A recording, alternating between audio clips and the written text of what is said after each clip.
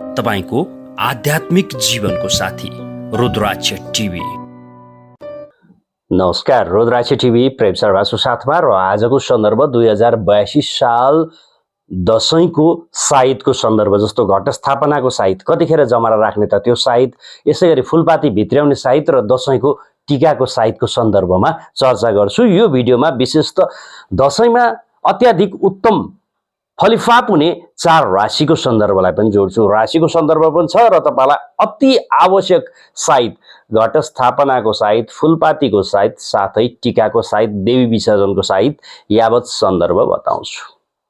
2082 साल असोज महिनाको 16 गते बिहीबारका दिन दशैंको टीकाको दिन छ र यो टीकाको दिन विशेष त बिहानको 11 बजेर 53 मिनेटमा 11 बजेर 53 मिनेटमा टीकाको साइत रहेको छ भने यही दिन देवी विसर्जनको साइत बिहान 9 बजेर 23 मिनेटमा रहेको छ। अब घटस्थापनाको कुरा गर्नुपर्दा यो विशेष 6 गते सोमबारको दिन घटस्थापना छ, बिहानको 9 बजेर 13 मिनेटमा घटस्थापनाको साइत छ, अर्थात् जमरा राख्ने साइत छ। भने फुलपातीको कुरा गर्नुपर्दा 13 गते फुलपाती छ, 13 गते पनि सोमबारकै दिन हो र बिहान 7 बजेर 17 मिनेटमा फुलपातीको साइत रहेको छ। अब राशिफलको चर्चा गरौँ। यसपालिको दशैंमा 2082 सालको दशैंमा मालामाल हुने 4 राशिहरूको चर्चा, जसलाई अत्याधिक लाभ छ, शुभ छ, सूर्य जस्तै चम्किन्छ भाग्य। कुन कुन राशिहरू हुन् ती राशिको पनि चर्चा गरौँ।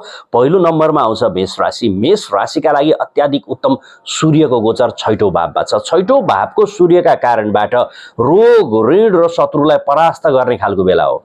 दाउ आफ्नो हातमा बनाउने बेला हो। यसपालिको दशैंमा विशेष दाउ तपाईको हातमा, शक्ति तपाईको हातमा। यो सूर्यका कारणबाट केही खर्चको मात्रा भने वृद्धि गराइदिन्छ। सूर्यको सप्तम दृष्टि खर्चको भावमा भएका कारणले, अर्थात् द्वादश भावमा भएको कारणले गर्दा खर्चको बाहुल्यता भने केही वृद्धि भएर जान्छ।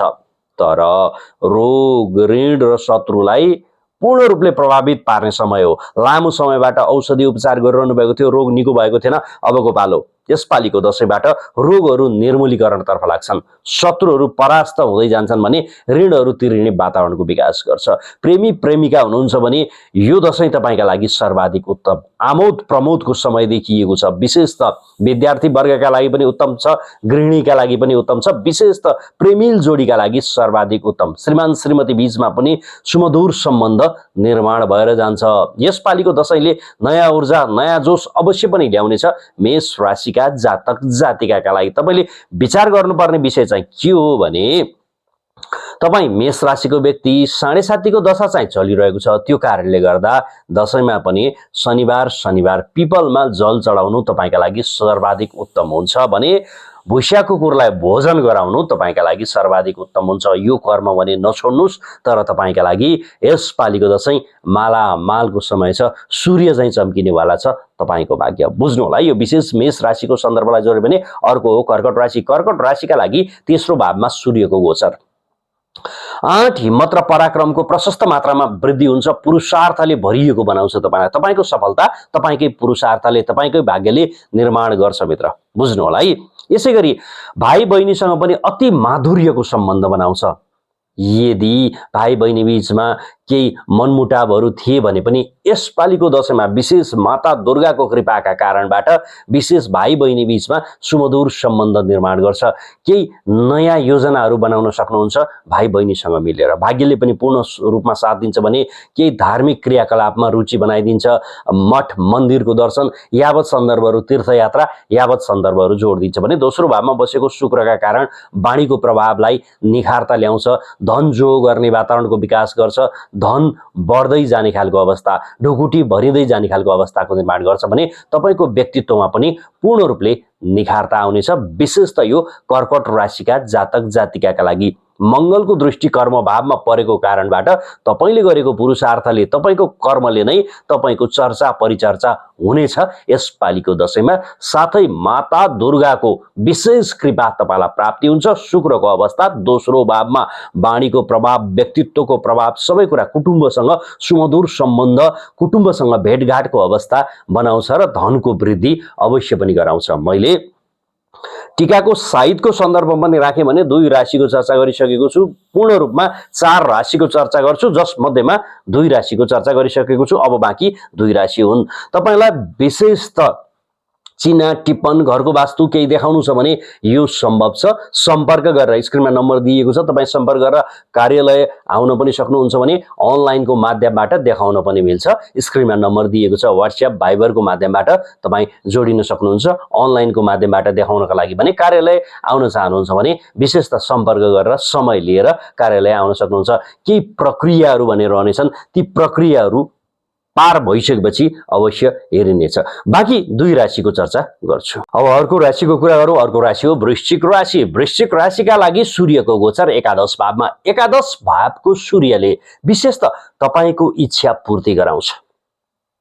आजसम्म मनभित्र अनेक तुना बुना बुनेर बस्नु भएको थियो, अझ अलिकति अगाडिसम्म त तपाईलाई अडैयाको दशा पनि थियो। अडैयाको दशा समाप्त भइसकेको छ। तपाईलाई कुनै पनि प्रकृतिका अडैया साढे साती जस्ता दशाहरू छैनन् र सूर्यको गोचर यो समयमा, यो दशैंमा तपाईको विशेष त एकादश भावमा भइरहँदा तपाईको इच्छा पूर्ति हुन्छ। अभिष्टहरू केही थिए, केही चाहनाहरू थिए, यसपालिको दशैंमा माता दुर्गाको कृपाद्वारा, सूर्यदेवको कृपाद्वारा अवश्य पनि अभिष्टहरू सिद्धि हुनेछन्। सोचेका आँटेका कुराहरू पूर्ति हुनेछन् भने कमाईको बाटो राम्रो भेट्नु हुनेछ। राम्रो कमाईको अवस्थाको सृजना गरिदिन्छ। कर्मभावमा विराजमान शुक्रका कारणबाट कर्मको चर्चा टाढा टाढासम्म पुग्नेछ भने विशेष त सहकर्मीले पनि पूर्ण रूपमा साथ दिनेछन् भने हाकिमलाई प्रसन्न बनाउन सक्ने खालको अवस्थाको निर्माण गर्छ। यो पालिको दशैं विशेष त वृश्चिक राशिका जातक जातिकाका लागि सर्वाधिक उत्तम हुन जान्छ।